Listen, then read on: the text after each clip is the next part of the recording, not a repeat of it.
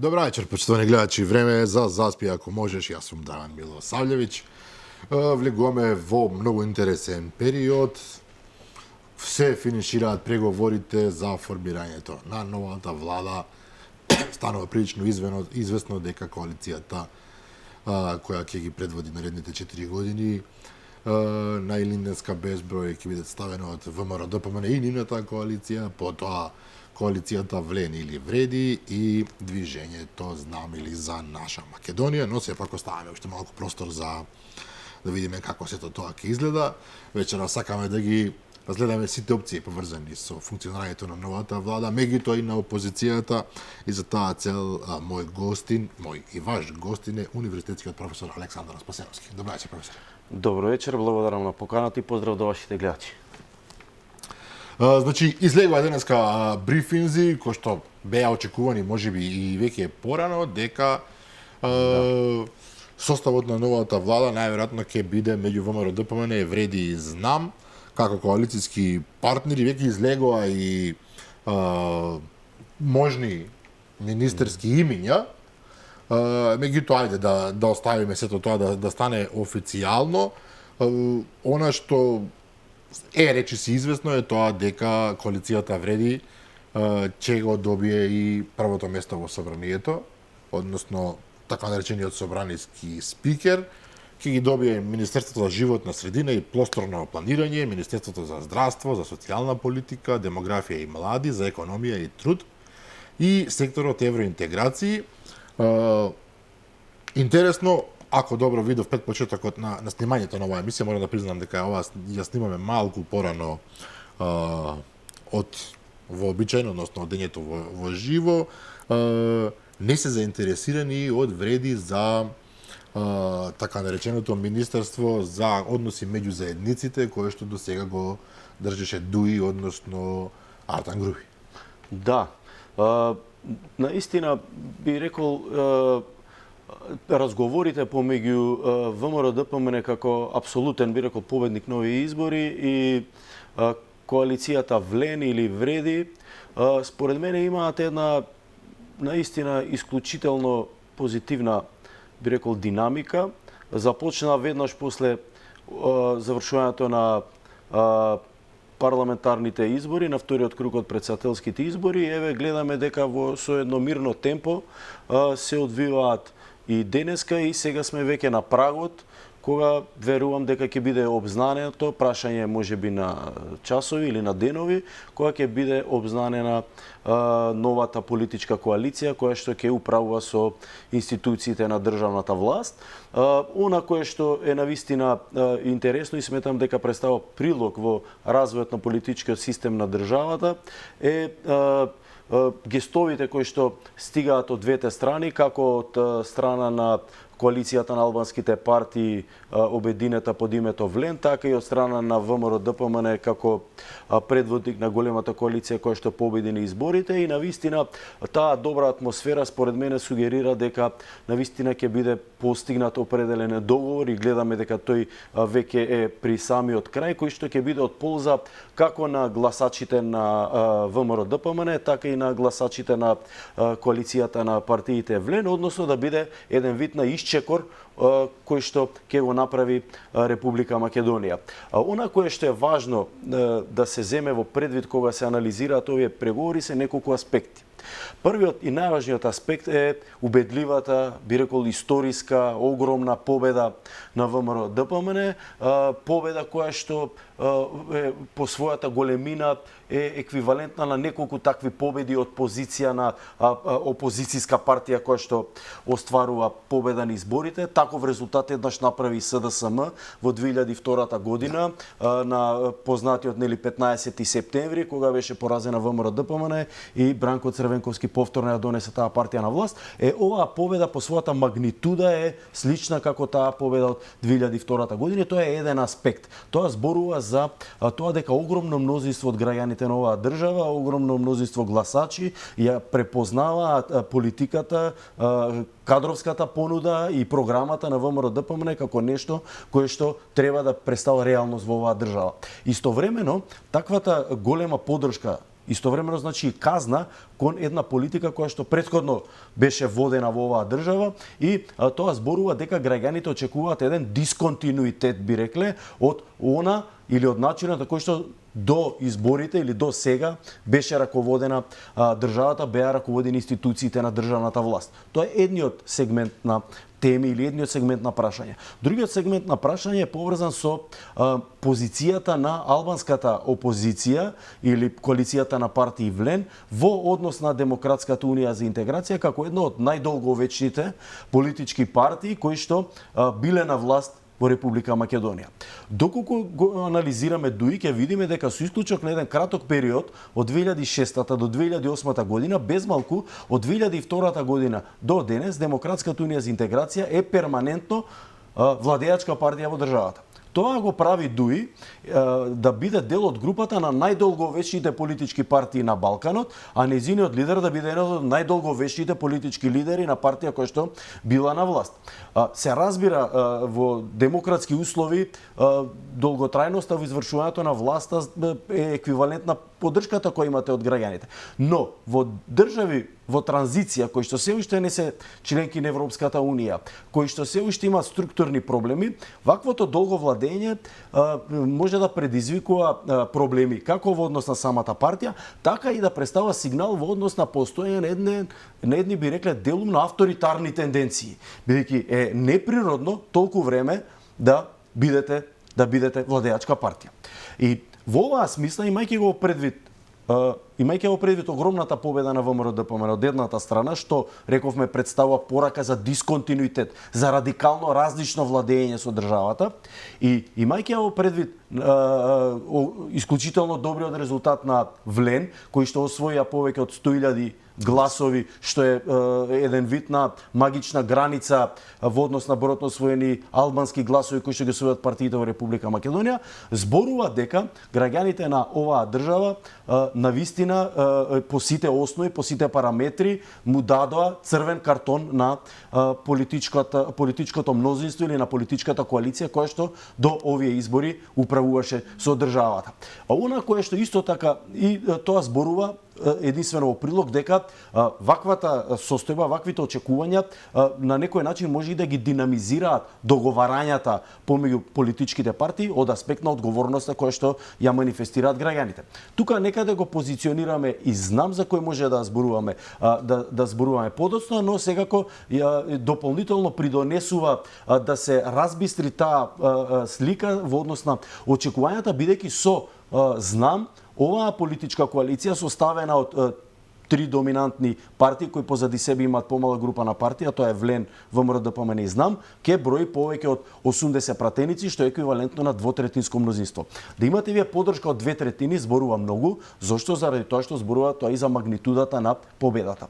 Ваквата ситуација според мене зборува само во прилог на тоа дека државата е исправена пред една нова ера во која што ќе се случуваат многу поинакви потези и многу поинакви чекори од тие кои што биле влечени порано. И она кое што сметам дека е важно да се истакне и како седен аспект, а тоа е трансферот на власта. Во држави кои што имаат структурни проблеми, кои што не можеме да кажеме дека се етаблирани демократии, како што е Република Македонија. Промената на власта некогаш знае да биде и проблем сам по себе. Познаваме голем број на примери кога институциите на државната власт, делови од поранешната политичка елита во разни земји кои што управувале со институциите на државната власт, давале отпор. Одбиваат да ги предавале. Не секогаш ги предавале местата кои што ги извршувале како резултат на некои резултати од некои минати избори. И според мене овој мек, би рекол за сега трансфер на власта, преоѓање на легитимитетот од СДСМ и ДУИ кон ВЛЕН, ВМРО и знам, зборува за еден вид на демократска зрелост на државата. Дали ќе го констатираме тоа дека Македонија го положи испитот на зрелоста, ќе знаеме откако ќе избереме новата влада. Но изборите на 8 мај представуваат силен индикатор за тоа дека во оваа држава е подготвена да организира мирни демократски избори во кои, доколку народот така одлучи, ќе се случи и мирен трансфер на власта. Се надеваме дека во овој случај изборот на владата ќе го потврди она што како впечаток, позитивен впечаток го имаме сега. За ова ќе се согласиме за последното, меѓутоа наметнавте некои други прашања. Едното од нив е околу релативно, не релативно, туку на вистина финиот начин на кој што се создава оваа коалиција која што би требало да владее, особено затоа што долго време главната мантра на се уште, тоест веќе завршените актуелни лидери на државата беше дека ВМРО ДПМН не е во состојба да направи коалиција, воопшто нема ни капацитет таков нешто, тоа беше еден вид мантра, да испреговара со албански, особено со албански партии или албански коалиции, нешто што ќе овозможи да формира влада. Веројатно 58 пратеници само по себе тоа го отстранија како приказна, меѓутоа навистина се очекува поголеми некои тремори, ако ништо друго, во целава работа, за сега личи дека се оди мазна. Особено затоа што дуи да не се лажеме, се обидуваше веднаш пред изборите, меѓутоа и по изборите да наметне теза дека без нив влада не може да има, односно дека ако тие не влезат во владата би можело да дојде дури до нестабилност, па и меѓуетнички тензии. Да, Дуи мислам дека оперираше долго време, особено во текот на кампањата, но афтершоковите по завршувањето на парламентарните избори продолжија. Но ако анализираме, враќајќи се од сега наназад во месециве од почетокот на кампањата, ќе видиме дека некако овие гласови од Дуи како да стивнуваат, особено последните недели, се поретко ги слушаме овие гласови околу тоа за дека единствено Дуи има легитимитет и дека само тие ги представуваат албанците, да во власт и дека само тие ги представуваат албанците. Тоа мислам дека се должи на повеќе фактори. Прво, мислам дека резултатите од изборите го покажа, представат најголема спротивност на она кој што цело време го кажуваше Дуи. Ние не сме тука да браниме никого, анализираме, но факт е дека коалицијата на албанската опозиција освои повеќе од 100.000 гласови, главно, нели, иако тоа не е убаво така се зборува, но за жал етничкиот момент секогаш игра важна улога во секаква постизборна политичка математика. Можеме да констатираме дека најголемиот дел од гласачите на албанската опозиција беа гласови на наши сограѓани од албанско етничко потекло. И 14 пратеници. И 14 пратеници. Од друга страна, она, би рекол, разлика која што ја постигна Дуи на изборите во однос на албанската опозиција, доколку ги анализираме изборните единици, избирачките места во сите 6 изборни единици, ќе видиме дека во голема мера овој резултат се должи и на фактот што Дуи настапи промислено, предпоставувам водејќи се од анкетите дека има помала предност од Влен, направи политичка коалиција за прв пат во која што 8 политички партии, освен партии кои што ги представат интересите на албанците, интегрираше турски партии, интегрираше личност која што политичка личност од ромската етничка заедница, боšnjački политички личности и партии и така натаму. Значи се обиде да создаде една политичка коалиција која што ќе возможи да има да остварат поголем број на гласови и пратеници од Влен, но факт е дека доколку го анализираме етничкиот момент, дека поголем дел од поддршката на овие избори преку анализа на избирачките места и резултатите во албанските средини однесе Влен.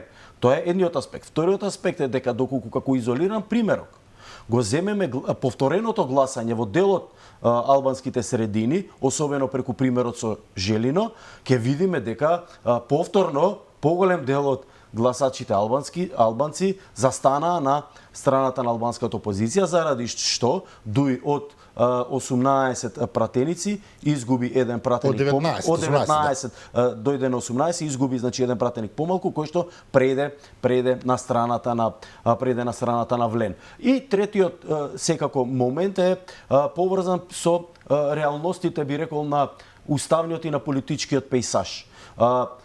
Позади реченицата или позади ставот, позади тврдењето, ние го имаме легитимитетот и без нас не може да се прави влада, имате демант кој што се наоѓа веднаш, како што се вели, за даголот.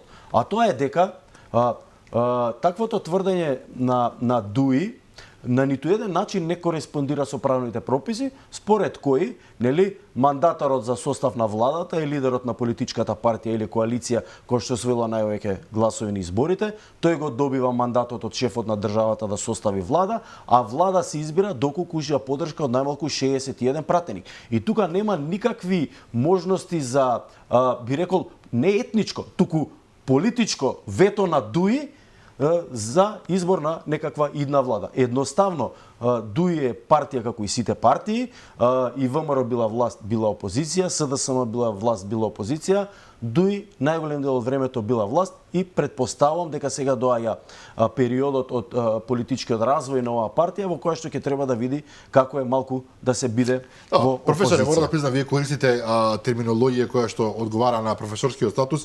Јас би бил малку по радикален, но сепак оној момент што беше интересен околу ДУИ. Тие навистина направија коалиција од различни етнички заедници, меѓутоа некако го спомнуваа тоа дека свесно се играше на религиозната карта, условно кажано. Бидејќи партиите кои што влегува во коалицијата заедно со ДУИ и Европски фронт беа објективно од заедници кои што се главно од муслиманска вероисповест.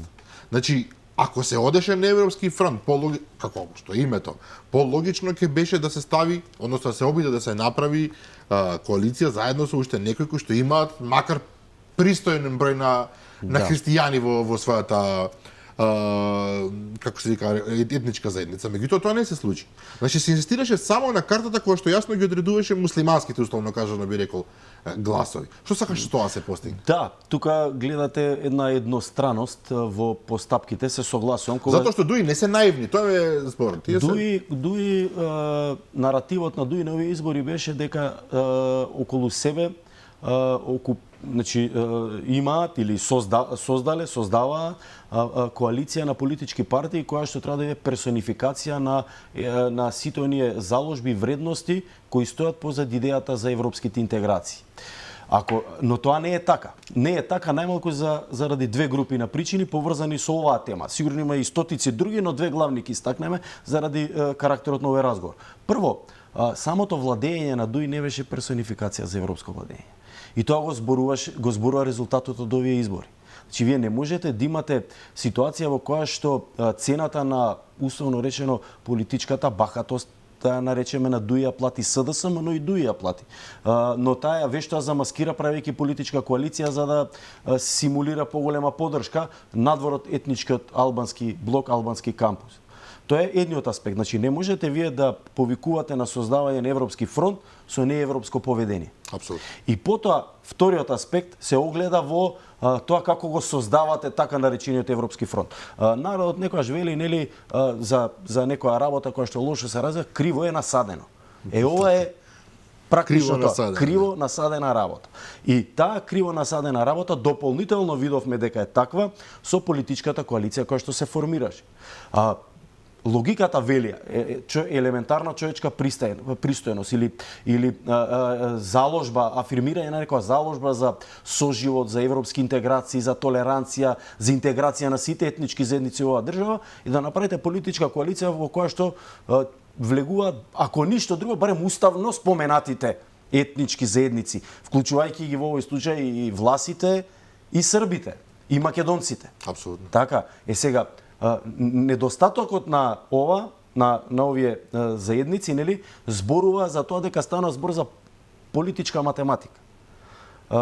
Целта е како повеќе, побрзо или полесно да се дојде до некакво политичко мнозинство, но при тоа се занемарува се што представува суштина поврзана со европски вредности, поврзана со поддршка во сопствениот електорат и така натаму, и мислам дека тоа само зборува уште еднаш дека наративот кој што го користеа и СДСМ и ДУИ во изминативе 4 години како владеачки партии, одстапува од нивното реално однесување и сосема природно, нели, граѓаните го завртеа грбот на друга страна и сега државата исправена пред политички промени, пред една нова власт која што треба со своето однесување пак да манифестира целосно различно поведение од она кое што до сега го манифестира СДСМ и ДУИ. Ќе дојдеме до тоа прашање многу брзо, меѓутоа уште еден момент околу ДУИ и нивната коалиција, тие инсистира дека нивната коалиција практично треба да се вика против анти-Русија за ЕУ. И сега ако во незе, ова е можеби само моја размисла, но ќе се согласите дека е прилично блиска до реалноста. Значи ако имате една антируска, проевропска коалиција, во која што влегуваат само албанци и 3 останати главно етнички заедници со муслиманска вероисповест, а свесно ги отфрлате сите други кои што се генерално православни, тогаш можеби се обидуваат да наметнат некаков наратив дека православните заедници во Македонија се проруски, а антиевропски, што е на еден начин и злобно, не само арогантно. Мислам дека далеку од тоа е дека ДУИ длабоко нешто промислувале при или можеби им даваме навистина повеќе политичка како да кажам политички ум отколку што навистина го имаат. Мислам дека посветува многу поголемо внимание од тоа кое што реално го заслужува оваа тема. На крајот на криштата кога се анализира политичката коалиција на ДУИ тука и зошто е баш таа ваква каква што е, треба да земе во предвид исто така два аспекта или два критериуми. Првиот аспект или првиот критериум е поврзан со коалицијскиот капацитет на ДУИ. Нели цело време овие изминати години се зборуваше за коалицијскиот капацитет на СДСМ и на ВМРО. Но се постава прашањето за коалицијскиот капацитет на ДУИ. Прашањето е дали и кога би сакале од Демократската унија за интеграција надвор од оние политички партии кои што беа формирани во овој период од 2020 до 2024 и неколку помали партии на етничките турци и политички личности на ромите, би можеле да најдат друга политичка партија. Прашање и тоа, дали добро, но тие има луѓето би се нафатиле да коалицираат. Така е, професор, ако сме реални, СДСМ речиси држеше отворена врата за пред како се вика, пред изборна коалиција. Меѓутоа ДУИ мереше и на крајот заклучи логично според мене дека СДСМ секако ќе изгуби страшно многу, па одлучи да се отргне и да прогласи самостоен европски фронт. Да. Тука, значи, едниот аспект го поврзав, кој што зборува за оваа коалиција, не верувам дека сакале да пратат некоја порака за наводно, нели, една верска припадност асоцира една политичка идеологија, друга не верувам во тоа. Мислам дека тоа се должи на политичкиот коалицијски капацитет на ДУИ. Не верувам дека и да барале ќе најдат други партии надвор од овие кои што ги имаат и нели и вториот аспект на ДУИ е поврзан со би рекол со една едноставна политичка математика. Како да дојдете или како да добиете повеќе гласови. Во однос на коалицијата со СДСМ, тука мислам дека и јас анализирајќи, нели, ако анализираме теоретски изолирано од аспект на некаква експериментална средина, дали е добро за оваа држава да имаме надетнички партии кои им се обраќаат на граѓаните, но не на етничките заедници, сите едногласно ќе кажеме да. Но дали е тоа изводливо? Тоа е друга работа. Не знаеме дали е изводливо. Така, сметам дека можеби да постоела намера, особено кај СДСМ, бидејќи тие долго време, особено последните 4 години, а и претходно со онаа визија едно општество за сите, се обидува таа граѓанска димензија да ја инкорпорираат во своето политичко работење, па и со ангажирање на луѓе на високи позиции кои што се етнички албанци според национална припадност, но сметам дека можеби анализата, анкетите, истражувањата на јавното мислење и така натаму, делумно и како рефлексија на начинот на кој што до сега се владееше, зборуваат за тоа дека за нив можеби попрагматично било или покорисно би било да настапат одвоени, бидејќи ако настапат заедно, тие политички гледано представуваат единствена мета, која што многу лесно би можело да биде поразена на изборите. Зошто? Заради тоа што, како што можевме сите да забележиме, во вториот дел на кампањата, а сега па особено, имаше прво благо, а потоа и отворено дистанцирање на ДУИ од СДСМ, како и на СДСМ од ДУИ. А денеска пак веќе гледаме како високи политички личности од СДСМ велат дека ерата на добрите идеални односи помеѓу СДСМ и ДУИ е завршена. Што зборува за тоа дека можеби и политички не било опортуно да се формира таква коалиција, бидејќи таквата коалиција веројатно доколку го направиме збирот од 18 плюс 19 пратеници, веројатно таа коалиција би освоила уште помалце пратеници од вака како што одвоено ги освои СДСМ 19 и до 18, што секако би било од полза за ВМРО, но за нив поединечно би било голема катастрофа.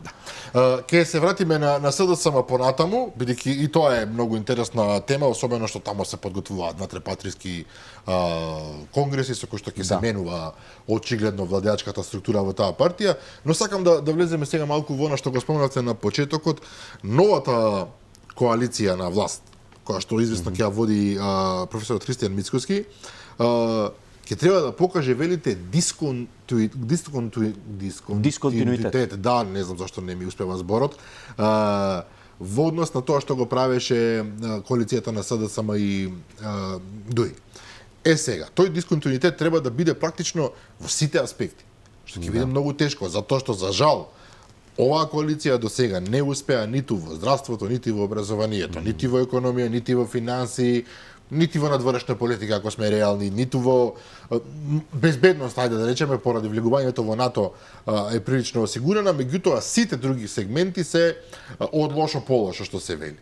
И сега ќе речете, па добро, ова е само здраво резонирање, да се поправат малку работите во здравството или во образованието, веќе е промена. Меѓутоа, овде ќе се бара промена во сите аспекти и логично е секој дел од заедницата кој што е заинтересиран за ова или за она, ќе ги очекува во прв ред за себе и ќе ги очекува, можеби и нагло.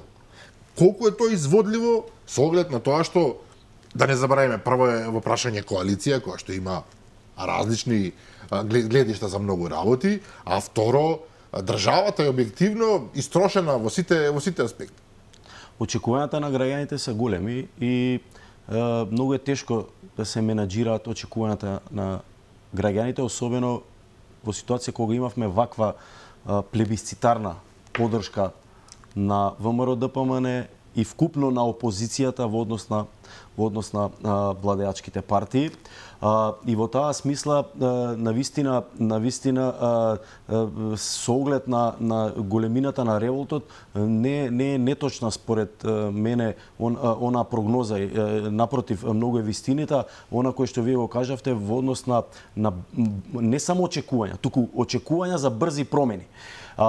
Тоа е за некои работи изводливо. Например, брзи промени во однос на почита кон институциите, одговорноста за доверената задача, посветеноста, фокусираноста, работењето во многу поголем обем од претходно и така натаму. За тие некои аспекти верувам дека објективни се очекувањата да имаме брза промена, но за некои други знаеме животот каков е, не може наеднаш се да биде поинаку и мислам дека тука ќе има предизвик ВМРО-ДПМН и владеачката партија и владеачката коалиција да ги менаџира очекувањата.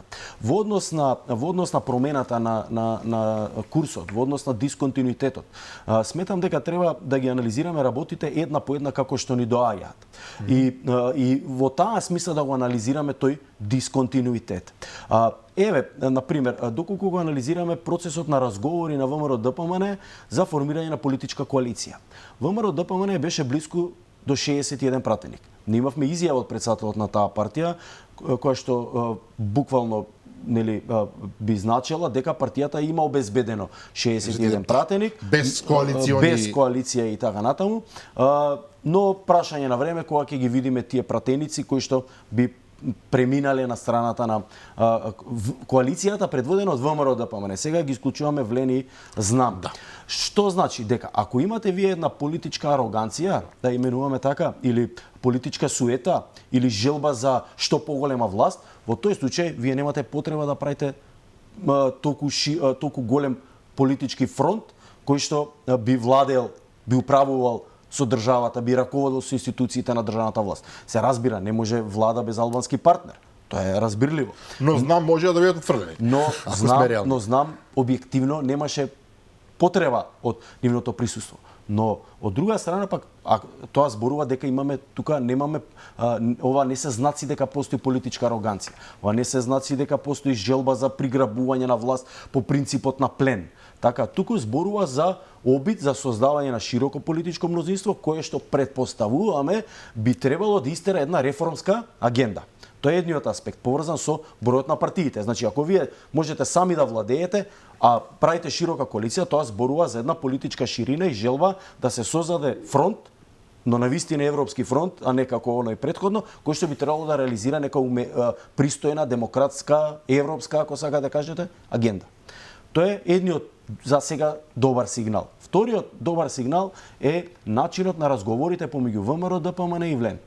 Така, ако ја анализираме партикуларната тежина на ВЛЕН, нивниот број на пратеници, 14 пратеници, од позиција на ВМРО ДПМН која што има 61 пратеник.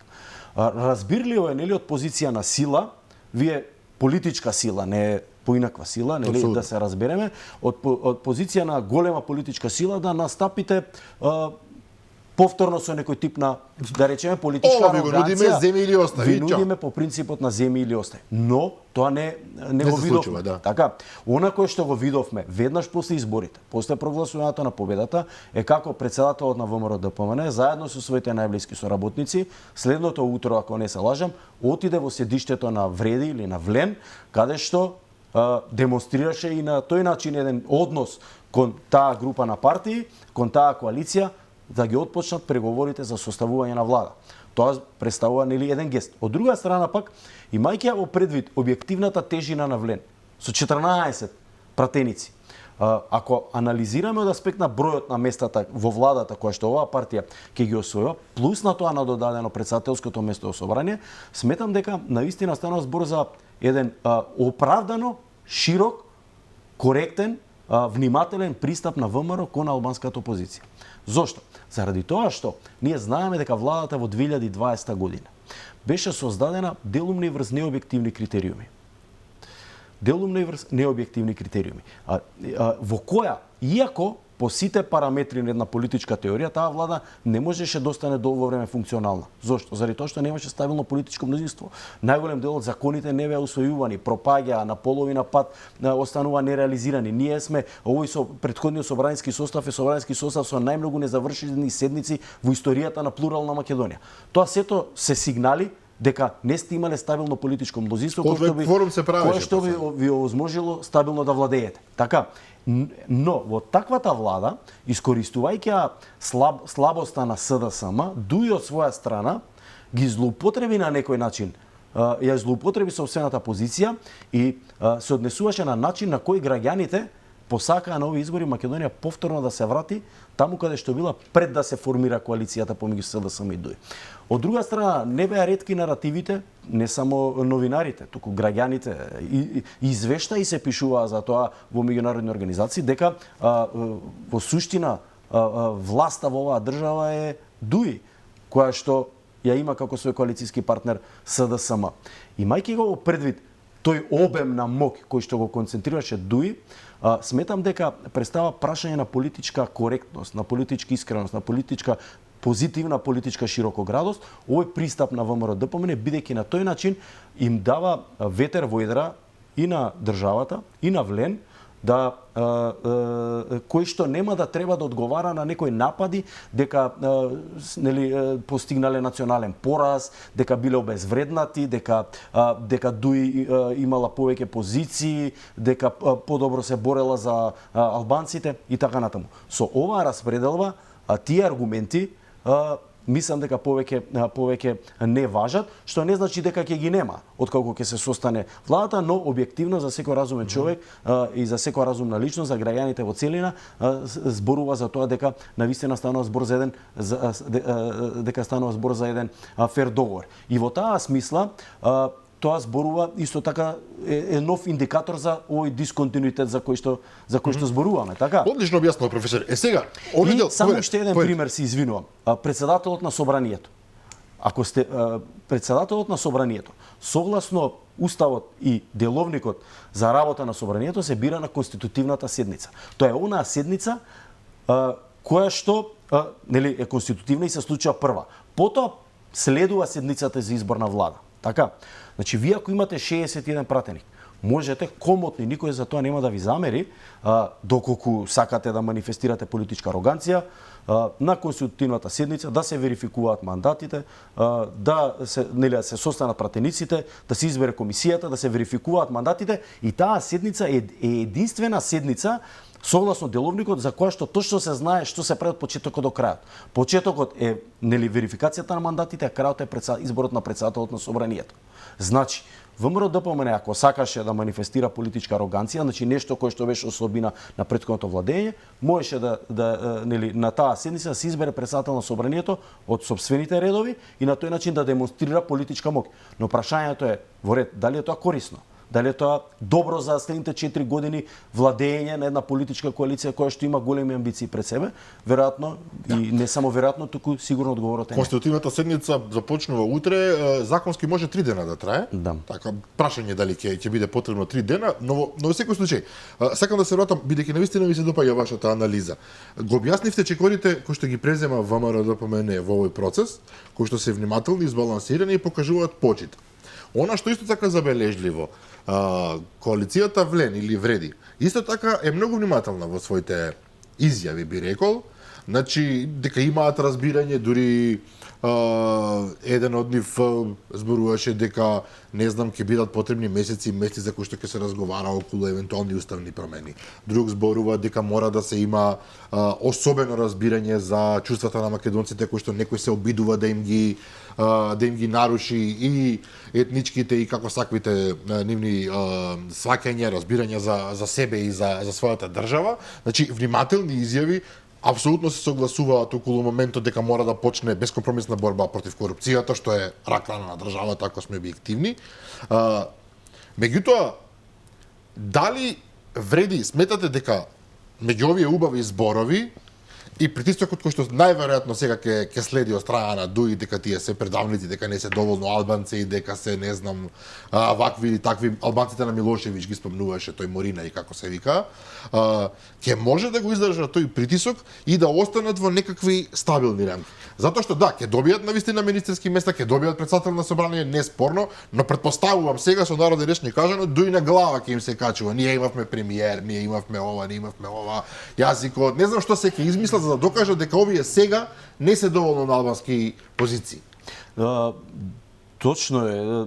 Видете, според мене единствената карта, ако можеме така да кажеме, значи единствената тема која што би можела ДУИ да користи во овој момент е да ја напаѓа новата политичка коалиција за наводно антиалбанство и во таа смисла дека не можат да ги исполнат целите и успесите кои што ги исполнила ДУИ. Но ако ја анализираме ДУИ и нивното досие во оваа влада, ќе видиме точно дека тие имаа многу места, многу позиции. Дури и председателот на владата во еден период е член на оваа партија. Меѓутоа, тука се постава прашањето која е користа за албанците и за граѓаните од тоа што имате вие многу министри, а немате никаков резултат поврзан со ресорите кои што ги водите. Што ако вие, да речеме, грубо земено, нели? Што ако вие сте го воделе Министерството за здравство, а имате најголема серија на скандали поврзани со таа област. Што ако сте го воделе Министерството... Што уште траат, буквално до денеска. Министерството за образование, ако имаме најлошо образование или едно од полошите образование, образовни системи од аспект на рангирање на Балканот. Што ако вие сте го воделе Министерството за финансии, Министерството за економија, ако имаме убедливо најлош животен стандард, лоши економски перформанси и така натаму. Што ако сте го воделе пензискиот фонд, да речеме, или можеби фондот за здравство, се нели карикираме, кога во тие сектори, тие институции не растеле, туку паѓале во своите перформанси. Значи, вкупно земено, можеби ДУИ имаше повеќе позиции, ако седнеме математички да собираме и да одземаме, но факт е дека резултатите не беа од полза ниту за албанците, ниту за граѓаните. А од друга страна пак исто така сметам дека овој аргумент за напаѓањата кон Влен не се соодветни. Сметам дека нема да бидат прифатени, се коса со реалноста е фактот дека со оглед на бројот на пратениците, оваа политичка коалиција го доби или ќе го добие, најверојатно ќе го добие второто место во она хиерархија на институциите на државната власт, а тоа е претседателот на собрание, и ќе добие 6 министри во една влада во која што ќе има 18, ако не се лажам, министерски места како што најавуваат од ВМРО ДПМН. Така да вкупно земено и во практична смисла и во реална смисла Влен мислам дека има добра позиција за да се бори против тие напади кои што природно би дошло од нивна страна. Но она кој што сега не го знаеме е какво досие ќе имаат министрите на Влен и вкупно министрите во оваа влада. Ние се надеваме дека ќе има нели дисконтинуитет, веруваме дека ќе има дисконтинуитет. Тоа го покажуваат првите сигнали. Но мора да се види објективно. Но за да го донесеме финалниот заклучок, треба да видиме на крај. Или барем после известно време дали таа влада ќе ги исполни очекувањата на граѓаните. И исто така она кое што сметам дека е важно да се апострофира, кое што не беше карактеристика во претходната влада, ние бевме сведоци на повеќе пресконференции или прашања од новинари упатени кон поранешниот претседател на владата, поранешниот премиер Ковачевски во однос на определени ајде да не речеме скандали, но сомнителни постапки на кадри на ДУИ во владата. И ние гледавме, јасно беше, видливо беше таа немоќ на премиерот да се справи со министрите од ДУИ. И тоа не зборува лошо за премиерот. Тоа само зборува за состојбата во која што некој претходно ја довел таа партија СДСМ да биде зависна од ДУИ, сакајќи по секоја цена да остане на власт. Она кое што сакам да го кажам е дека тој дисконтинуитет, споменавме неколку работи каде што го гледаме тој дисконтинуитет, но сега треба да го видиме по изборот на владата во однос на однесувањето на министрите. И тука ми се допаѓа на изјава која што ја слушнавме од нели следниот претседател на владата на државата, Христијан Мицковски, претседателот на ВМРО ДПМН, дека сега настапува време во кое министрите нема да одговараат пред лидерот на партијата, кој што им дал шанса да бидат министри, туку претседателот на владата. И на некој начин ова мнозинство од 61 пратеник е гаранција во однос на изворот на тој легитимитет и на таа лојалност која што овие луѓе бија имале во иднина откако ќе бидат избрани за министри. Но од друга страна пак тука не треба да ги маргинализираме изјавите на Влен, на луѓето од Влен, на лидерите на партиите, членки на Влен, кои што се исто така на оваа линија, кои што во повеќе наврати повторуваат дека се создава една политичка влада која што не е тука, која што не представува нели судир помеѓу две групи која повеќе ќе донесе за своето племе, за својот табор, за својата етничка заедница, туку коалиција која што има за цел да донесе нешто подобро и нешто повеќе за сите граѓани во За сите граѓани.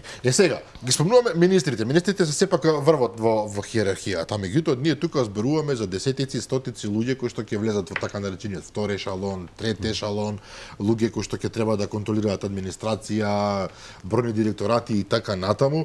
Исто така тоа ќе биде сериозен предизвик, особено што јавна тајна е, да речеме, дека ДУИ за сите овие години успеало на стратешки места да постави свој верни луѓе, за жал, дури и таму кај што не би смеело во судството, луѓе кои што објективно ги интересираат повеќе нивните партиски интереси отколку државните. Да, се согласувам. Ние зборувавме нели за дисконтинуитетот и како што ни се случува, како што доаѓаат настаните, ги анализираме дали се континуитет или дисконтинуитет. Но еден настан или едно поведение ќе го видиме многу скоро, а кој што беше според мене и не само според мене, според јавноста, според општеството, еден од најлоши, значи поведение за кој што СДСМ и ДУИ има најлоша оценка. Тоа е политичкиот реваншизам, особено после политичките промени од 2017, 2018 и во годините кои што следува, а кои што продолжија и во меѓувреме. Тој политички реваншизам не смее да биде пракса повеќе. Може би има нели причини во една или во друга ситуација народот да биде повеќе гневен, помалку гневен кој некој, но одговорна демократска власт остави институциите на системот да со своите механизми да одлучат, да оценат дали станува збор за коректен или за некоректен однос на еден или на друг функционер и носител на јавна функција и така натаму. Така што во оваа смисла сметам дека тој дисконтинуитет треба и верувам дека ќе се направи и во однос на овој дел. Значи во светло на една нели човечка би рекол мудрост, дека ако некој се однесува кон вас лошо, не значи дека вие би требале да се однесувате исто така лошо. Или како што нели во однос на битката помеѓу комунистите, антикомунистите преку примерот со Полска и Чешка, нели често пати ја слушавме на реченица дека во тие времења единствено полоши од комунистите биле антикомунистите. Тоа да. секако веруваме дека нема да се случи, но и тоа ќе биде предмет на обсервација од страна на граѓаните, од страна на партиите, од страна на меѓународната заедница во однос на третманот на луѓето кои што управувале, преземале одговорност да по таа хиерархија на пирамидата на државната власт да решаваат, да менаџираат, да одлучуваат за определени работи. Така да во таа смисла сметам дека е многу важно да се има вистинска оценка. Ако нешто се работело добро и ако некоја личност работела добро, тогаш работела добро, тоа е дел од нејзиното досие, тоа е дел од нејзиното CV и таа има право се горде со тоа. Ако некој работел лошо, тоа треба да се констатира и нели на соодветен начин да се исправи таквата состојба. Се согласувам професор дека има два момента. Едниот е дека веројатно дел од јавноста има зла крв, условно кажано, заради се што се случуваше во овие неколку години и кое што има очекувања кои што излегуваат надвор од ова што вие го споменувате, институциите на системот да контролираат, како што ја се согласувам апсолутно дека треба. А втората е логична предпоставка дека кој год да е индивидуалец кој што утре заутре ќе биде процесуиран, ставен можеби на обвинителна клупа, суден, макар да докажат и дека е, не знам, ѓаволот лично, ќе се повикува на тоа дека ова е политички реваншизам, дека само му се одмаздуваат затоа што е од друга политичка провиненција. Да. Така е, тоа е дел од нашиот политички фолклор. Тоа се тие политички наративи кои што неминовно ќе бидат дел од јавниот простор. Меѓутоа, нели затоа постојат независни наблюдувачи, меѓународни организации, луѓе кои што се експерти во таа област, кои што умеат или ќе можат, невладини организации и така натаму. Добро, но во услови на апсолутно дероциран правосуден систем, тоа ми е зборот. За жал, довербата на луѓето во судството е нула сега. Состојбата во однос на овие аспекти кои што вие ги кажавте е навистина очајна и тоа тука е навистина на филигранска работа, во која што од една страна имате институции од системот немаат легитимитет, не се прифатени од страна на граѓаните, но од друга страна вие немате друг избор како демократ освен да ги почитувате. И паралелно со тој процес на преземена одговорност за вршење на власт, да ги менувате.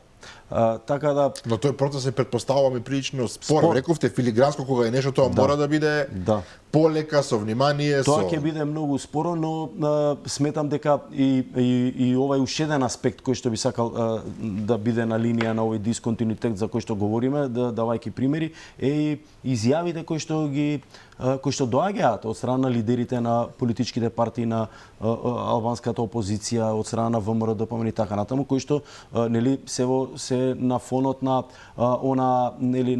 една политичка реклама од 90-тите години дека промените се природна појава и дека нема ништо страшно во тоа да има политички промени и дека новата власт својот демократски капацитет и својата различност од претходните ќе ја докаже меѓу другото и на ова поле, однесувајќи се коректно, честно, демократски кон луѓето кои што претходно преземале одговорност да водат сегменти од државната власт. Така. И нормално не можеме да избегнеме од она што се нарекува односи со меѓународниот фактор, особено со Европската унија, со САД и со соседите. Кога мислам на соседите во овој случај мислам пред се на Грција и на Бугарија.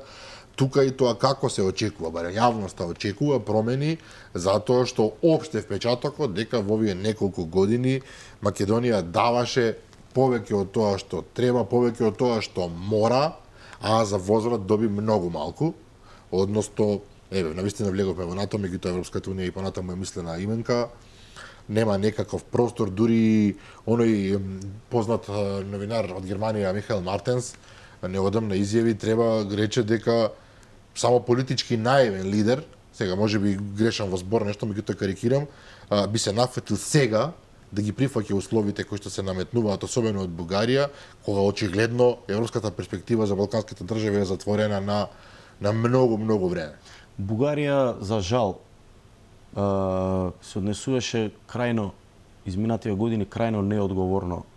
И мислам дека не беше на ниво, тоа ниту на некоја историска одговорност, обврска која што има кон Македонија, имајќи во предвид сите оние нивни митови и легенди во однос на Република Македонија и тоа ќе биде нешто кое што ќе влезе, ќе биде дел од некоја идна историја која што ќе се пишува и ако нели се до 2017 година Бугарија имаше некојаш дури со право, нели велеа дека тие иако прва ја признале независност на Република Македонија, тогашниот председател Желјо Желев, сепак Македонија како да не возвраќа со иста мера и така натаму. Сега после овој однос од некаде 2019 година после радикалното скршнување на Бугарија во однос на Република Македонија, веќе тој аспект во однос на нели искрениот пристап на Бугарија и несакањето да соработува на Македонија веќе не важат. Најголемата политичка штета во најновата македонска историја, за жал, на оваа држава дојде од Република Бугарија. После француското вето, на кој што оправдано бевме гневни, следуваше бугарското вето за работи за кои што не сме виновни и кои што не можеме да ги промениме или не можеме да ги промениме на начин на кој што Бугарија сака да ги промени. Бугарската политика представа класичен пример, класичен екземплар како од позиција на сила и од позиција на моќ многу дрско ја злоупотребуваат истата во функција на остварување на сопствени политички цели. Од аспект на променетата геополитика, еве да анализираме, значи од аспект на последиците кои што би ги трпела Европската унија, па ваквиот однос на Бугарија не е од полза ниту за самата Европска унија. Ај дури и да разбереме дека некои држави членки се потолерантни, бидејќи нели Македонија не е, Бугарија е внатре, па им дозволуваат на Бугарија да ги користи привилегиите од членството да влијае врз Македонија. Но во услови на променета геополитика, да држите вие Македонија и Македонија и Албанија надвор од Европската унија заради работи кои што се надвор од здравата памет, зборува само за тоа дека вие немате одговорност ниту кон самата Европска унија. Сега во оваа смисла следната влада ќе има навистина тешка задача. Ќе има тешка задача од аспект на политиките на Бугарија. Од аспект на внатрешната инфраструктура нема да има тешка задача. Заради тоа што има силно, стабилно, големо парламентарно мнозинство. Меѓутоа, од друга страна, јасно се исцртани позициите на ВМРО-ДПМН, а прифатени од Вреди, и од Влен, и од Знам во однос на пристапот кон Бугарија. Така да, во однос на Бугарија, Република Македонија влегува во една зона на голема неизвестност. Зошто велам така? Заради тоа што по-беневолентна власт во Македонија во однос на овие неразумни барања на Бугарија, никогаш немало од ова, сега немало.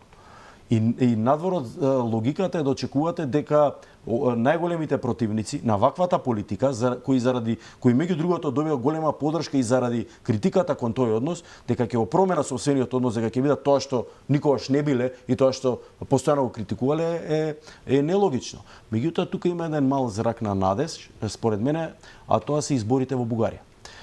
Се разбира, распоред на силите е таков, кој што вели дека нема да има некои нови актери. Практично старата политичка елита или елити стратифицирани во разни политички партии повторно ќе создадат некој постабилно или помалку стабилно парламентарно мнозинство, се упадува на заклучокот дека мали се очекувањата дека ќе имаме промена, но не треба да губиме надеж.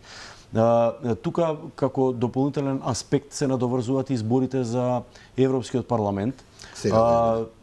Од тука, во светло на изјавата која што споменавте од афирмираниот германски новинар, тоа представа аргумент во прилог на неговата теза.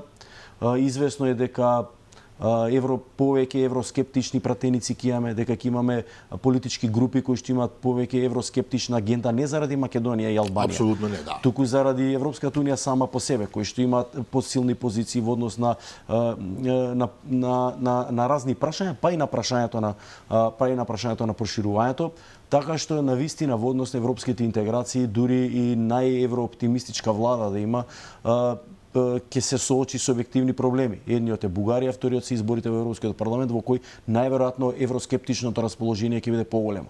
Меѓутоа, од друга страна пак, ако го анализираме во една поширока смисла процесот на европски интеграции, така во потесна смисла што би значило? Да почне да преговори, да одите побрзо низ поглавијата и да станете членка на Европската унија. Отприлика тоа е во најтесна смисла на зборот. Но во една поширока смисла на зборот, интеграцијата во Европската унија представува, нели, прифаќање, афирмирање, всадување на европски вредности. европски начин на раководење, европска државна администрација, европско здравство, европско образование, европска економија, повисок животен стандард и така натаму. Ако е тоа во поширока смисла сватена европската интеграција или модернизацијата на државата, во тој случај можеби ќе видиме каков ќе е распоред на силите и во Бугарија и во Европската унија, ако остане вака работите, можеби треба да се размислува за продолжување на обновата, на модернизацијата, на реформите во услови на закочена европска перспектива. Како резултат на односот на Бугарија. Можеме ли ние како држава, и ова ми е многу важно прашање, како држава да станеме поевропска од Бугарија? Моето лично мислење е дека и сега сме, да не се разбереме, по многу нешта. Особено ако се во прашање етничките заедници, тука не разговараме. Во Бугарија приказната е сосема поинакво. Но навистина сите овие аспекти што ги спомнавте, сите, владење на правото, квалитетен, отворен бизнис сектор, демократски права и така натаму, можеме ли ние да станеме поевропска држава од Бугарија во онаа смисла видливо, во кој што ќе чекате малку наша. Сега знам дека ова е малце идеализам, не функционира политиката така, меѓутоа да стане видливо и во Париз и во Берлин и во Брисел пред се дека ние сме навистина суштински подобри од бугарите кои што не држат на еден некоректен начин во заветрина. Имаше една изјава и во оваа смисла само би ја ставил на масата за да имаме покомплетна слика. Често пати нели имавме два европски фронта или две европски коалиции, една на ДУИ, една на СДСМ. Наративот беше изберете не нас, ќе ве внесеме во Европа, но нели тоа досие е исклучително негативно. Ние не успеавме, таа влада не успеа да испорача резултати на процесот на интеграцијата на Македонија во Европската унија. Но сепак излезе со таква агенда, веројатно затоа што не може ништо подобро да одберат со кое што би се представиле пред граѓаните.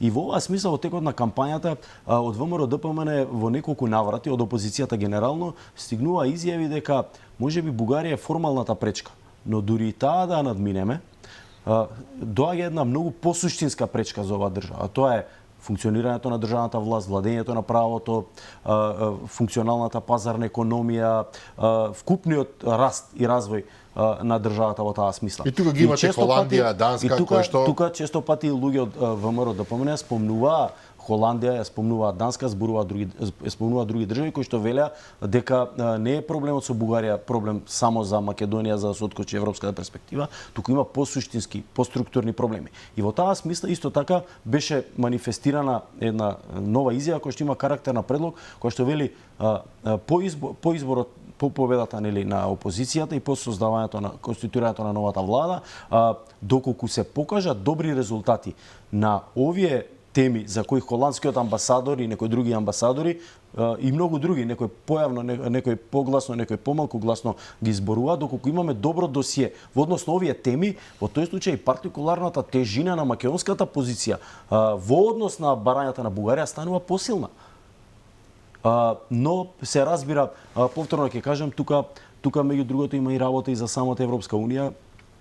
Иако е добро, малку ние да тешко, чекаме на нив нивните структурни реформи за кои што зборуваат и таа промена во која што евентуално еден ден ќе дојде до блокада на ветото. Тоа е предалеку за нас. Да ние не смееме, тој правец, не можеме така, или тој што вели така да се размислува, едноставно треба да истовремено како фуснота на таа изјава да каже дека ова што го зборуваме е ситуација за 15 години од сега. Најмалку, така.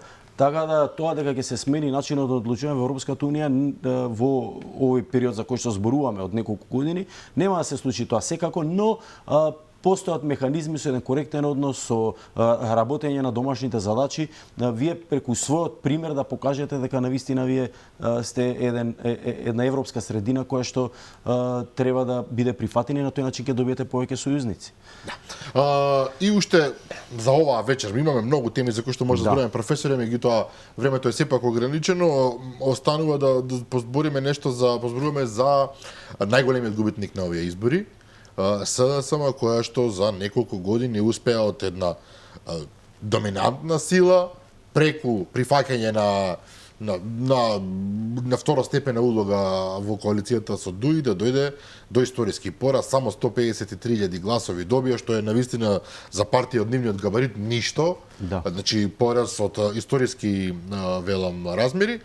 Партија на која што сега допрва и следат натрепартиски реформи, ќе се биде ново раководство, веќе Димитри Ковачевски даде оставка, ќе се случуваат таму турбуленции, да најавам дека утре здравје Боже ќе имаме еден интересен гостин токму од таа партија. Може ли да се очекува СДСМ да не само формално да разбере пораката, бидејќи тие секогаш, не само и тие, и ВМРО своевремено велеше разбираме пораката, меѓутоа кај СДСМ баш индикативно, не само формално да разбере пораката на граѓаните, туку суштински длабоко да продре во проблемот и да свати што се не е направено и што се погрешно е направено за да се најдат во ваква губитничка позиција. ВМРО е победник на овие избори, апсолутен, нема збор.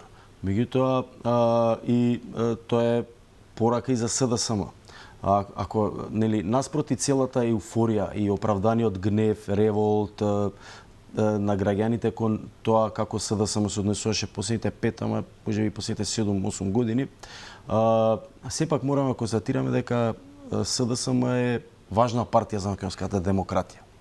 Таа е главна опозицијска партија.